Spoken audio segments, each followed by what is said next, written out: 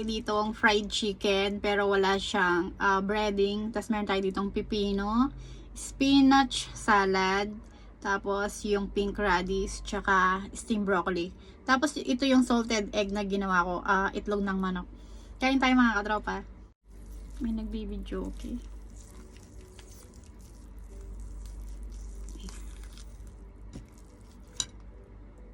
So sawan na toyo mansi.